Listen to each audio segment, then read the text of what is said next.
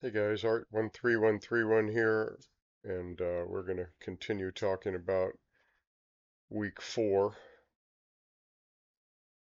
and assignment 11 and 12. Okay, so assignment 11 is a coat over a chair. So you're going to place a coat or hoodie, or even it could be a small blanket, something that will show crevices and folds, something that isn't real flat. You want to create crevices and folds so that you can shade them and show the shape of the crevices and folds in the garment, whether it be a coat or hoodie or a small blanket so it's not covering the whole chair. You want to see part of the chair as well. Okay. And you're going to set this up in a particular lighting so that you have light source on one side or the other.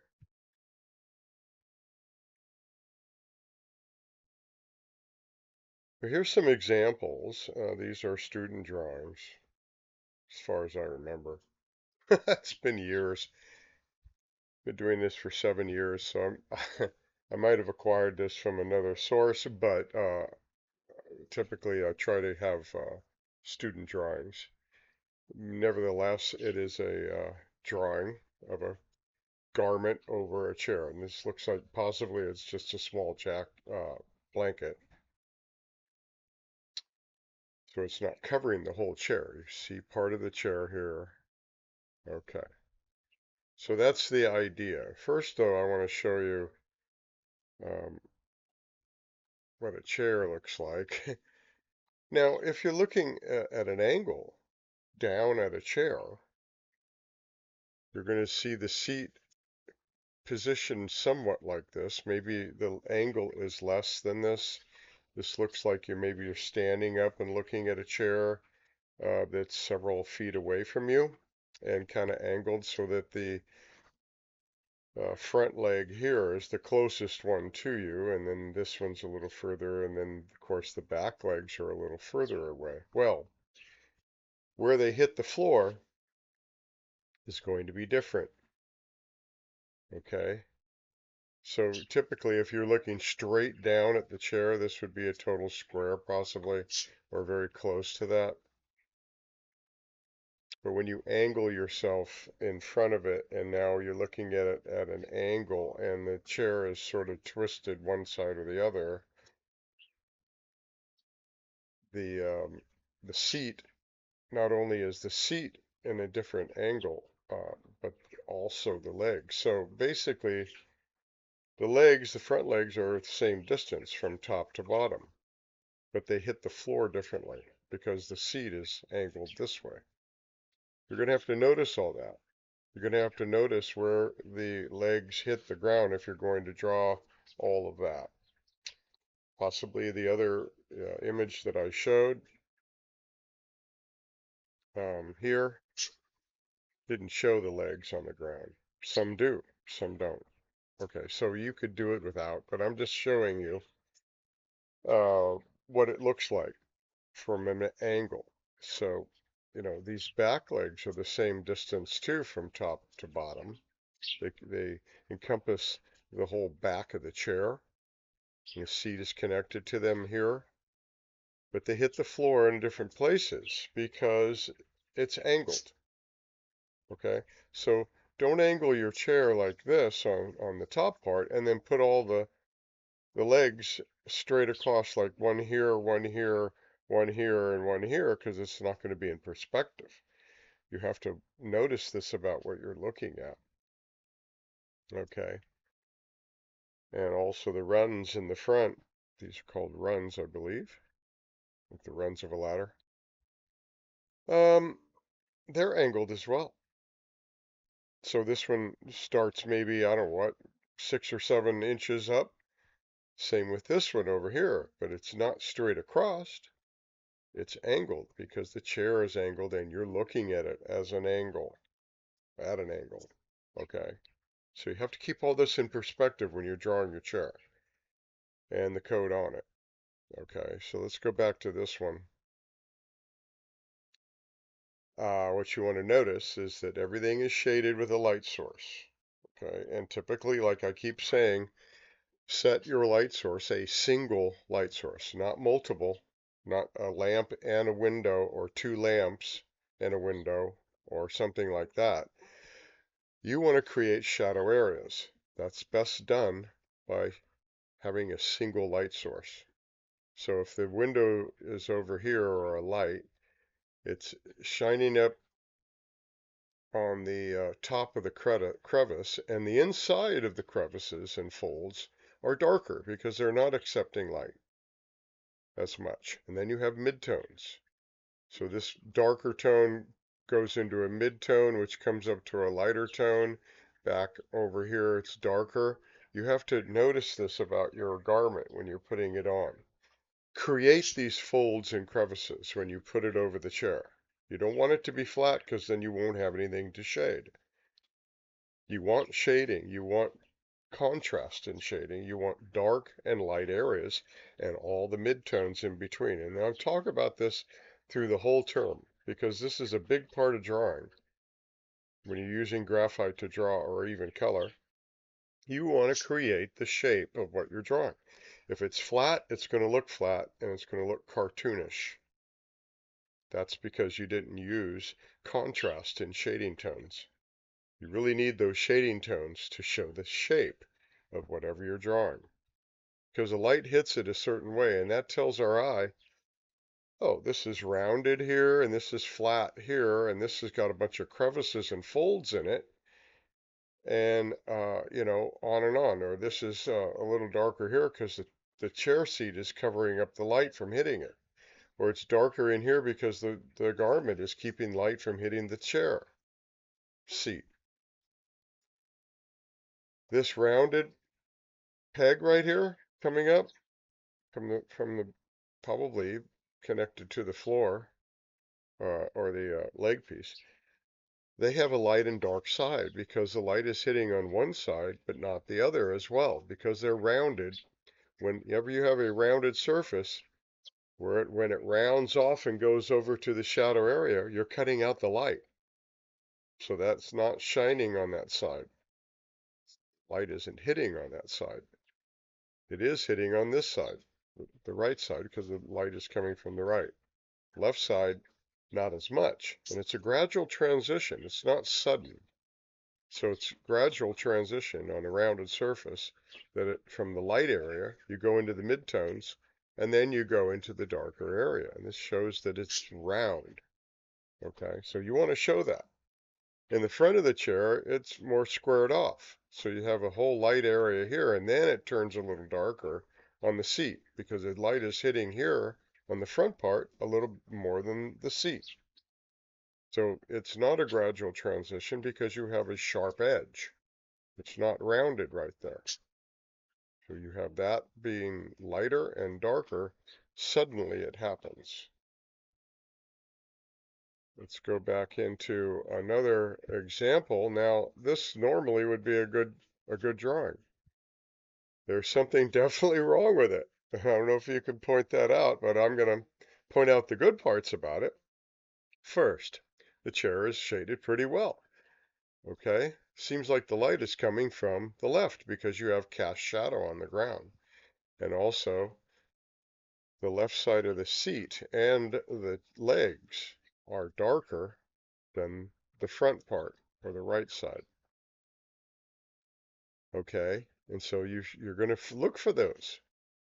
Look for where that shadow area is with attention to your light source, or single light source. Okay, and the jacket's pretty well shaded as well. It has a lot of dips and folds in it. Looks a little flat, but you can sort of perceive that it is right here is the best part right here, back in here. That really looks like a dip and fold. Kind of looks a little flat in here, even though they did shade it. But for the most part right here, it looks like it is kind of coming over. And the sleeve looks like it's on top of the jacket here. So they did a pretty good job of that.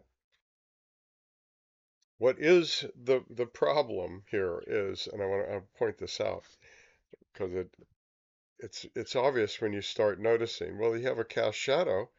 Well, this side looks pretty good because you have a cast shadow coming from the bottom of the leg going up to where the seat is. That's this part in a cast shadow down here. These two legs just sort of disappear right there. They're not connected to the chair.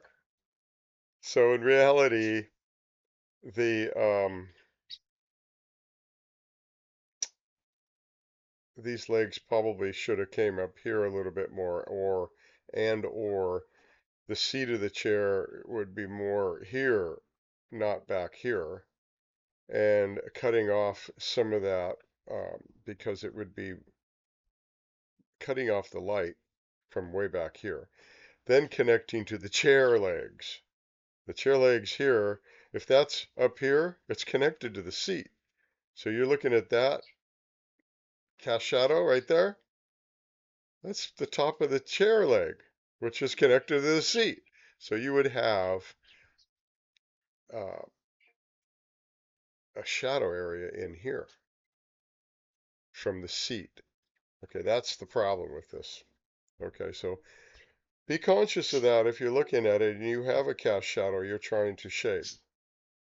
Okay, this is a really, whoops, what happened to it? Did I get rid of it? No. All right, here we go. It's kind of small. Let me see if I can bring that up. It is a good drawing. It has a cast shadow on the wall back here from the chair. It has a cast shadow from the garment on the chair in the front, right here. That's what that is. The garment, or whatever this is, kind of looks like a coat in a way, and maybe it's a blanket. It's cutting out the light right there. The chair is cutting out the light on the wall right there, and down here, and on the floor. It's a little darker area right here.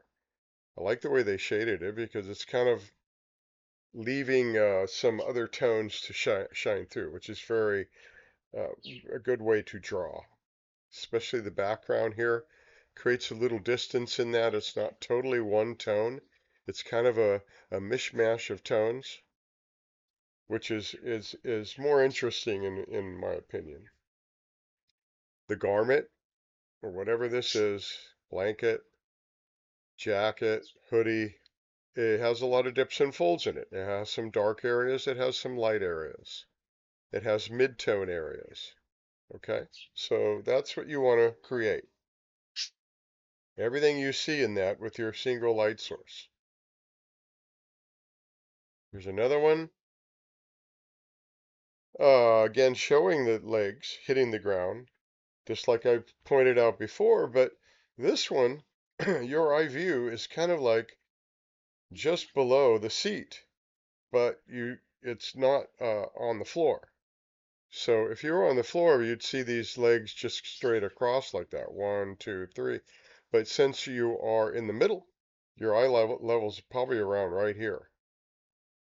You're seeing the seat kind of come up a little and go down right here. You're not seeing the top of the seat because you're at a different angle.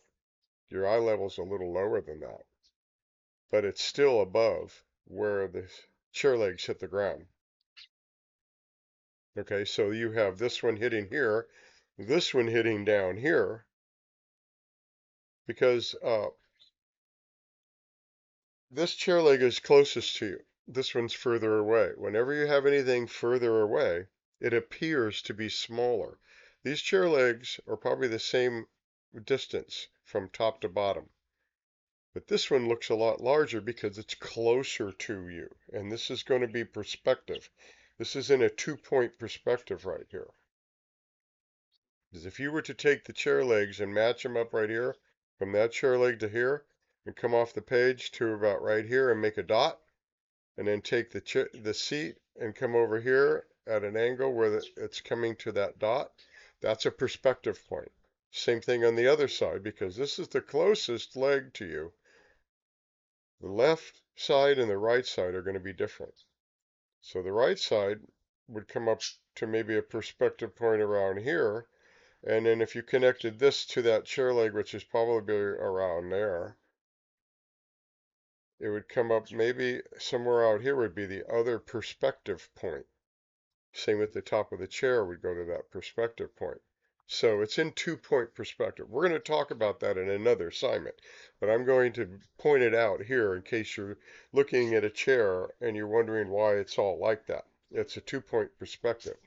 It's all geared around that front leg is actually closer to you than the back legs. So they will appear smaller. Anything away from you, going back away, will appear to get smaller and smaller and smaller because it's going away from you. It's an illusion. It's an illusion of depth. We're going to talk about that in another assignment as well. But you want to be conscious of that when you're drawing your chair, okay? But all these chair legs and the runs are all shaded pretty nicely with light and dark areas where the light is hitting, where the light is not hitting. All the garment is dips and folds, darks, midtones, lighter midtones, very light areas. Here's the lightest, catching some real light from the top. And, so you're going to have 5 to 7 levels of tones from light to dark and all the midtones.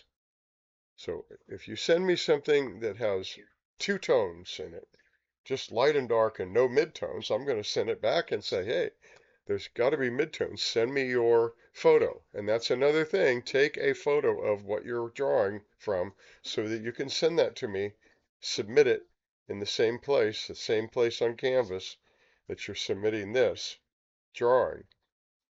And so I can compare the contrast and the angle and all the perspectives that you're putting into your drawing. It's a good thing to shade the background slightly, okay? This is kind of a lighter, but see how it's not completely perfect? It has shading here, here, here, here, here, but it's not scratchy. They smudged it and they smoothed it out, but there's light and dark areas to the background all the way around. That creates a distance. It's not a flat wall right behind the chair.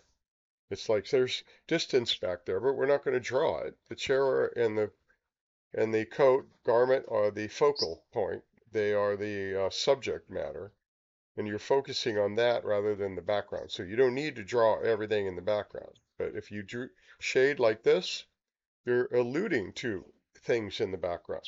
There's something back there, but we don't know what it is. And that brings all the focus to the chair and the garment, but this is still shaded, so it gets rid of all the white paper. Because this highlight wouldn't show up very well if it was all white paper back here. Whenever you shade stuff in around the surface and the background, then all your highlights are going to come out big time. They're going to show up a lot better than if you had all this distracting white paper back here. Okay? So keep that in mind, and I'd like that to be done. This one is really well done. I think, in my opinion, the background should have been shaded a little bit. It would bring out even more of these highlights. Really nice cast shadow right here. Chair legs are nice. Seat, okay, you're up a little higher in this one. Looking down, you see the top of the seat. Okay, but all the folds in here are really well done. There's a lot of smooth shading going back and forth and back and forth, and detail in the shading. Look for all that. You want to look for all that. You want to look for the light and darks and all the midtones, and there's going to be a lot of them. Okay? If you set up the light right and you create the dips and folds, I call them, and the crevices where the dark areas are, and the midtones, and then all the light areas where the light is hitting, you're going to see that there's many, many shades to put into this, okay? So you want to start off with a gesture drawing, very lightly mapping out how tall the back of the chair is, what the seat angle is, where the legs are, where they hit the ground. They're going to be different where they hit the ground. This is appearing to be a longer leg than this one because this one's behind and that one's in front. Okay, keep that in mind, but gesture draw so you can get a good mapping before you start shading and darkening everything in and you had a bad perspective and your proportions are off. You want to make sure your proportions are correct. Your perspective is correct to what you're looking at. Measure it by what you're looking at. Does it look the same? Really question yourself on that. Study it. Study it and question. Are those legs hitting the ground in the right places, or did I draw them straight across again? Oops. You look at that, notice it. You get everything about drawing, if you're a beginner, is noticing a lot of things that you didn't notice before when you were looking at objects. Now you're drawing, you're becoming an artist, you're noticing a lot more than somebody else might not notice because you're looking for things that they're not in drawing. And I'm pointing them out here. Now start looking for them. Mainly the position everything's in, the perspective it's in, the angle you're looking at, where your eye level is, the distance between one thing and another as they sit, and all the light and dark areas, all the dark contrast and the light contrast working together to create your three-dimensional appearance. Okay, I think I have one more to show. No, that's it. Okay, so go back and pause the video if you want to look at these again. Look at your own. I'm not sure if I have a video on this, but if I do, watch that. We're going to talk about the homework right now. I call it homework because in a face-to-face class, person-to-person, it would be homework. You can do it anytime, but I ask you to do these consecutively. So, I mean, one after the other. 1, 2, 3, 4, 5, 6, 7, 8, 9, 10, 11, 12. Okay, do them as they appear in one, in the order they appear because they kind of build off each other. The homework number 12 is to draw your own eyes or someone else's if you don't want me to look at your eyes. Okay? You can draw someone else's, but you want it to look you want to draw it as it appears reflected in a mirror or something right in front of you, or maybe you took a photo of your eyes. Be careful of taking photos of eyes too close because you're going to look cross-eyed. It just happens sometimes. So, um, yeah, you might want to take it a little further away and then zoom in on it and do it that way. Keep the photo so that I can see it. Keep a photo of everything you're drawing so that I can see it and compare with what you were drawing from, your model. I call it your model.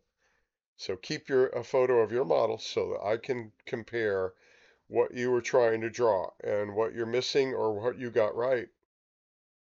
Okay, sometimes I look at a drawing and I don't need that because it looks really good. All the proportions look correct and there's lots of contrast and all that stuff, okay? But otherwise, no, you want to send that to me so I can compare. Okay, here's a drawing. Now, notice that I said, go back, draw your own eyes. Eyes means two eyes. Now, I'll say that, I have to emphasize it because you wouldn't believe how many students will send me a drawing of one eye. It doesn't say draw your own eye, okay? It says eyes. That's plural. That's two eyes, okay? So let's really make a note of that because a lot of students send me one eye drawing. Don't do that. I'm going to know that you didn't even watch the video, maybe. You just saw, oh, draw your own eye, or you thought it said eye and it said eyes, and then you didn't watch the video. You just draw some eyes, or a eye, and then I'm going to write you back. Please add the other eye, or I can't grade this very well for you because you didn't put two eyes. So it's two eyes as they appear together, meaning you have a middle part here where the bridge of the nose is. That's going to be shaded as well. Notice the shading on the bridge of the nose from a darker area here that gradually gets lighter in the middle where the light hits it, and when it moves away from the light, it gets darker. Notice that about your own eyes or the eyes you're drawing from, that's going to be a reality. One other thing to notice is that there's typically a space of an eye space distance in between the eyes. So you have this eye from here to here. You have the same space distance from that corner to that corner of the other eye in between. This is going to help you and keep you from making the space too large or too small. Measure it if you're wondering, okay? There's typically an eye space in between the eyes. And that's what you really want to notice and put in. You don't want to make them too close, like from here to here, that's going to look really odd. And you don't want to make them too far away, like over here to here. Okay, you want an eye space in there and that's it. Okay? And typically by the side of the head, you have another eye space where to the side of the head is. It's out here and out here, but you don't need to draw that in this. I'm just pointing it out. Okay, so you have the eye space, you have the shading of in between the eyes, which is the bridge of the nose. You have shading up here on the brow where the eye cuts in and under. That's going to be darker right there because it's cutting out the light. Then you have the eyelid. Then you have a bottom eyelid. They're all shaded. They all catch light differently. Okay? Then you have eyebrows that you're gonna have some lines in them possibly, unless you're one of those people that just sort of darkens them all out and you don't have any, you plucked your eyelashes or something. I don't know. Some people do that. I don't know. If that's the case, okay, show me the photo. Take a photo of your eyes. I want to see it. I want to see it so I can compare your drawing to the photo. All right. Another thing to notice is eyes are not a big oval or a big circle. It's not a big circle. It's not an oval even because ovals don't have a sharp edge or point on either side. Eyelids connect at the corners and they basically have a point where they come together. It's not all rounded there. The inside part is a little more rounded, but it's a very small rounded area. Okay, but over here it comes to a point where they meet and then comes down. It's not rounded on the end. Okay, unless your eyes are like really wide open, they may be a little more rounded than not, but typically, if you look at them and notice, they come to a point there and more of a point there than not, but it is slightly rounded right there. But it's not a big round circle. Not like not like this where the eyeball meets that skin area. That is kind of rounded right there. But then it comes down here because that skin is exposed. You got to put that in. You got to draw that. Notice that about your eyes or the eyes you're drawing. Okay, another thing to notice is that the iris, which is the colored part of your eye, this is the white of the eye, this is the iris. Okay. The iris typically, in most cases, is covered up more by the top eyelid than the bottom. And in some cases, like in this drawing, it's not even touching the bottom eyelid. But in a lot of cases, it is barely just touching or touching the bottom eyelid. It's not really covered up by it much. Top eyelid is covering the iris a lot. Like, I don't know, what is that, about a fourth of the eye. It's covering that up. Bottom, not so much. Maybe it doesn't even meet it or comes and just touches the bottom eyelid. Okay? But the bottom eyelid has a lot of shading to it. It has a round surface here where the skin kind of dips out and comes around. Then you have the darker area right here. Okay? So you can see that more on the bottom eyelid than the top.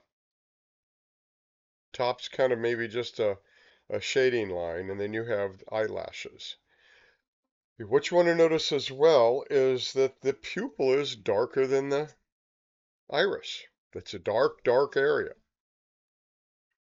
So you want to make that dark. Some students send me a drawing with the pupil white. No, it's not. So another thing you want to notice is something's some music is going off behind me. I don't know what it is. Is a reflection mark on the eyes from the light source in the room. So when you get done, maybe you want to leave it void of tone already, but if you get done with the iris and the pupil, erase that out. Or maybe just leave it void of, kind of give yourself a section. What you don't want to do is put a line around it. There's no line around it. There's no line around the reflection mark on your eye. Don't put one there. Notice that. It's just that that is so light and it meets the other tone of the iris and the pupil without a line. There's no line there. Okay, so I emphasize that because that's another mistake. Students send me the reflection mark with a big line around it. There's no line around it bordering it. You really have to get away from bordering things with lines because they're really not there in a lot of cases. There may be a shading line here and there, but not a line like a writing line bordering. Certainly not the reflection mark. But when you put the reflection mark in, you have made the eye glassy looking, okay, which is a good thing. Another thing you want to notice is that the white of the eye is not completely white from corner to corner. There's going to be shading where it goes away from you. In the front, right here, is going to be very light, probably white as paper. Then it starts dissipating into a mid-tone on the sides, going into the corners. And the top eyelid may actually cover part of the eye. That bird is really bothering me. I don't know if you can hear it. Shh, shh, shh, shh, shh. Be quiet. Um, so from the top eyelid, it's creating a cast shadow in here on the eye. Do you see that? You want to put that in, okay? Because that's going to show the depth that the eyeball is actually behind and underneath the eyelid. And you want to show this shading here, because that's going to show that the eyeball is round, okay? Whenever you shade midtones on a round surface, there's going to be light areas and a darker area, possibly on the corners or one side or the other, okay? That's showing that the eyeball is round. So you're creating a round eyeball with that shading on the white, and you're also creating a glassy look with a reflection mark. That's what you want to have. Okay, let's look at another image, and then I'm going to have to cut this. It's getting really long.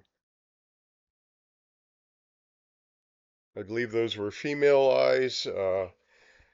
Don't quote me, but they looked this looks more like male eyes. They may not be different. They may appear different. And so you measure right here the eye distance in between the eyes.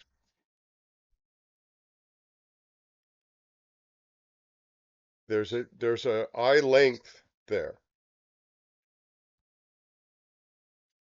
So you want to make sure you put that in. Don't put the eyes too close or too far away. This one, the iris is basically touching the bottom, maybe slightly covered, but the top of the iris is more covered by the top eyelid, all right?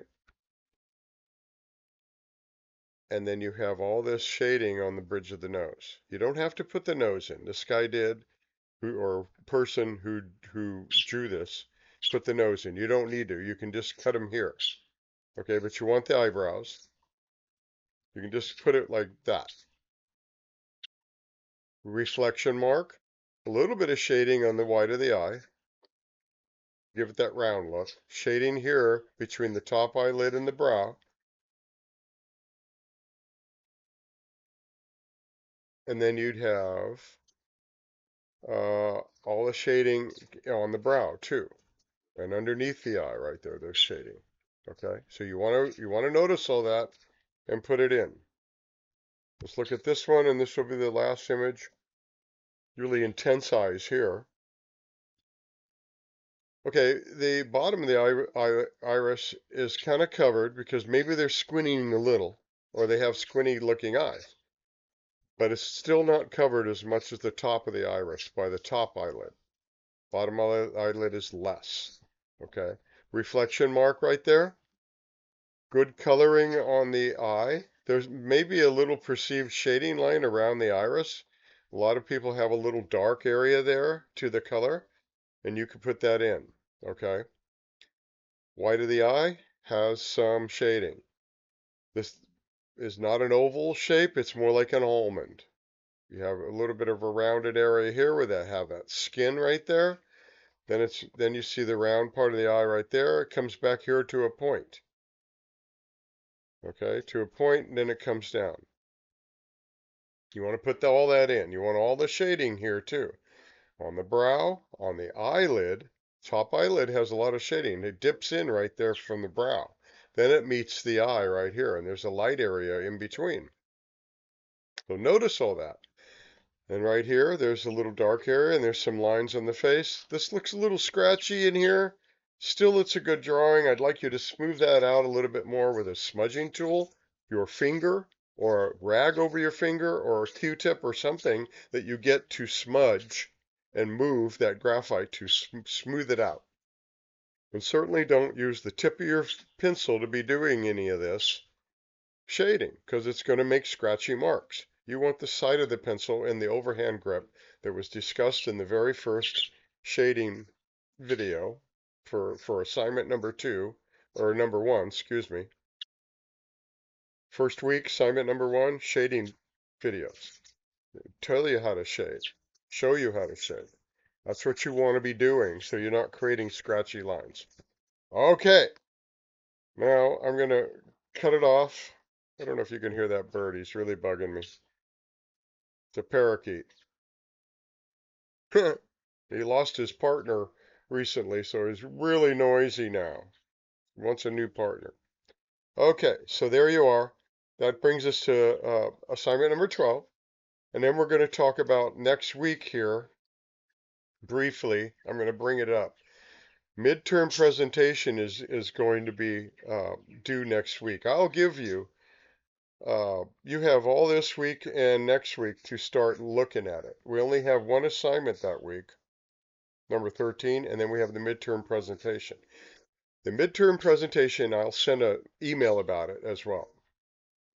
So look for that email, but I'm going to reiterate with the email. But right now, it's basically a 5-minute PowerPoint or Google slide, or you can make a video where you narrate and show images.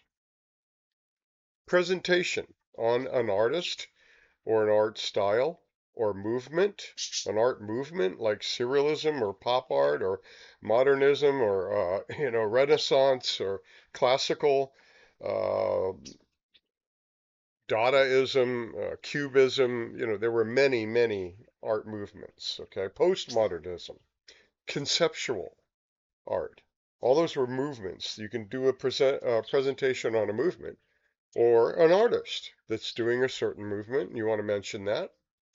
Or an art technique like watercolor or drawing. It doesn't have to be what we're doing in this class, in this course. It can be any art form. Okay. Uh, so an art movement or art technique or method or something about an artist in particular. One of the very well known ones, or somebody we've maybe not heard of that you like or want to bring up for a certain reason or not. There's performance art as well. So you want to look at that. If you have questions about it, email me or and ask, hey, will this do or will that do? You can do anime, you can do cartoons, you can do something about cake making art, costume art, makeup art, tattoo art. What else can I think of? Um, that's basically all I can think of at the moment. If I can think of something else, but if you think of something, let me know. The biggest thing about the presentation is you're going to create your own artwork that relates to your subject. So you're going to do one drawing or one painting or whatever it is about. You're going to do a piece of art about that and include it in your presentation. So when you're looking at something to present and do artwork about it, you better be able to do something close or relatable to your subject matter, okay? So if you're doing cake art, you want to be able to do a cake art, right? If you're doing costume art, you want to be able to do something about that. Or if you're doing makeup art, you're going to show how you make up your own face or somebody else's. Maybe it's theater type or just fashion or getting one look opposed to another in makeup. And tattoos, you could show, you don't have to show a tattoo that you did. Maybe you created a design that you had a tattoo made and you could show that. Or you can do a drawing of a tattoo that maybe you would like to get or something you thought was cool and you do your own drawing and it can be in color. Any of this can be in color or graphite. Painting, drawing, uh, of a tattoo, possibly, or anything else that's related to your subject. Let's say you're doing Van Gogh and you want to do a Starry Night. Then you're going to do your depiction of Starry Night in color. Maybe surrealism, like Salvador Dali. Then you're going to do a surreal one, maybe copying one of his works or doing your own that is surrealism, or pop art like Andy Warhol. You want to do something like that, then look up Andy Warhol, and then you're going to do a painting like Andy Warhol did, something that relates to your subject, okay? Whatever it is. I had a student that forged metal, and he made swords as a hobby. So he showed the history of that and showed his own artwork, and it was phenomenal. Let's see who else did whatever. I mean, there's students that did woodworking and ceramics, anything outside of this class artistically, you can show, and you have your own artwork, that could be done. But you do have to show your own artwork, one piece, and 5 images at least of what you're talking about. Like if you're going to present on anything, show examples of that, and you want to show five or more, not three, not four, 5 or more images that relate to your subject. Okay, so you're showing examples and evidence of your subject matter, whatever it is. If you're showing technical processes, methods in artistic ways, you want to show examples of that.